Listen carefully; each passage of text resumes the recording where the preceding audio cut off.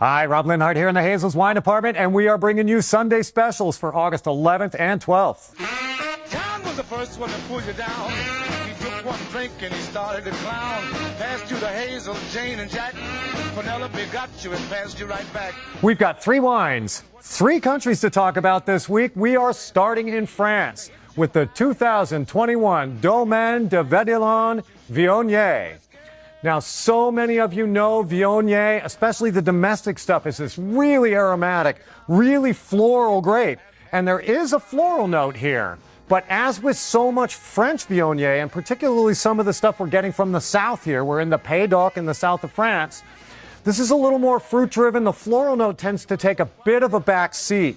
But up front, we're still getting classic Viognier notes of peach, apricot, so that stone fruit note, a little bit of golden apple showing through. We get a little bit again of that floral tone. I was thinking about jasmine or honeysuckle, something really heady, but kind of sneaky in there. The back notes to the fruit really more driven by sort of a grassy tone. I was thinking about hay or clover, that sort of thing going on. Really sort of classic notes for Viognier. Viognier, also known, by the way, as a fairly low-acid grape, so people who tend to have issues with acid and want a wine that doesn't necessarily get on top of you so much, this would be a good option. But for the record, as Viognier goes, this actually does show a little cut. There is pretty decent acidity for a Viognier.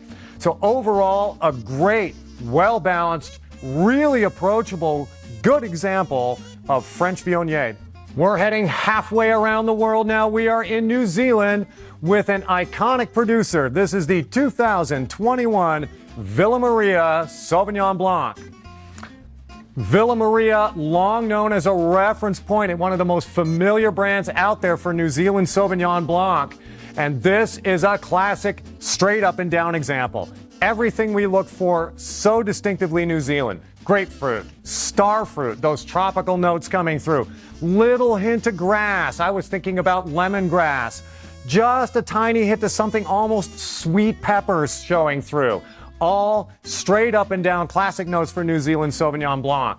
Now these wines, as you well know, you New Zealand drinkers, can be really bracing, really racy acidity. And of course, this has got big acidity.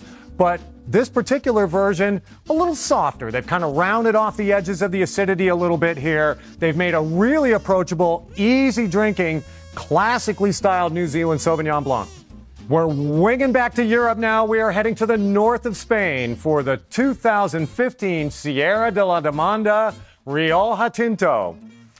Now, in the past, we've run this wine before from this vintage, and early experiences with this wine where it was a very big, unusually rich style. Lots of really dense kind of coconut and chocolate and this really big, almost cab-like quality to this Rioja. But as it's aged over the last few years, it's started to evolve and it's come into what I would consider a more classic Rioja place. So it's lost a bit of weight. It's integrated very nicely, but it's picked up a measure of elegance that is quite delightful. Still great concentration in the fruit. Lovely, intense red and black cherry and berry fruits. Nice accent notes. Little hint of cocoa still hanging around in there. Christmas spices, so nice little cinnamon, clove, those sorts of spice notes going on.